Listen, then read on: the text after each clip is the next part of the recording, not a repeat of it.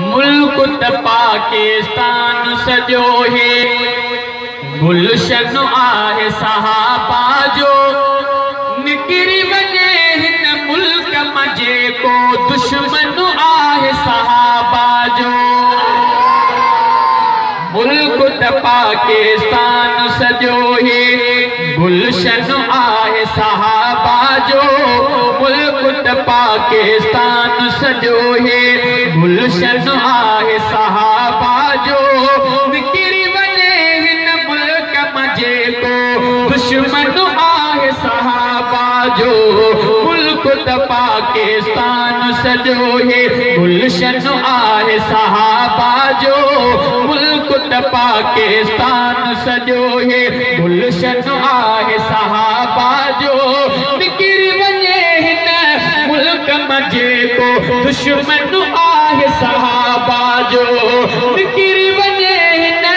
मुल्क मजे को दुश्मन आहे सहाबा जो मुल्क त पाकिस्तान सजो है गुलशन आहे सहाबा जो मुल्क त पाकिस्तान सजो है अज़मत जिन जी खुदा कई दिन ते तुहमत जो भी लगाए थो लगदस पान के पंहिंजी थुक जो सिजदे थुक उछलाए थो ओ अज़मत जिन जी खुदा कई दिन ते तुहमत जो भी लगाए थो लगदस पान के पंहिंजी थुक जो सिजदे थुक उछलाए थो सिज खां वध किरदार तसाई रोशन आहे सहाबा जो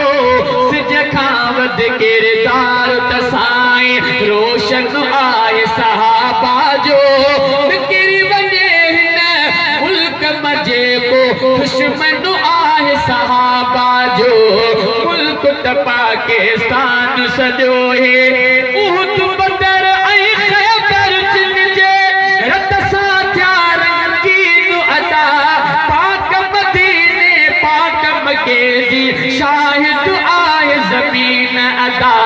लुटिजी वियो जिते दीन जे ख़ातिर तन मन आहे सहाबा जो लुटिजी वियो जिते दीन जे ख़ातिर तन मन आहे सहाबा जो निकिरी वञे हिन मुल्क मजे को दुश्मन आहे सहाबा जो मुल्क त पाकिस्तान सजो है कलमे तैयबा जो वरजे को उम्मत ले आछाम छपर सो कीअं हिन जे छाम में वेह जंहिं जे सीने में अकुफर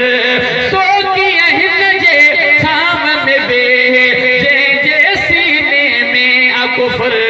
छो त अता इस्लाम जे वण जो पन पन आहे सहाबा जो छो त अता इस्लाम जे वण जो पन पन आहे सहाबा जो निकिरी वञे हिन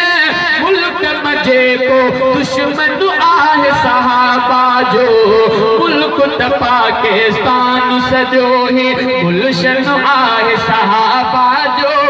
मुल्क त पाकिस्तान सजो ही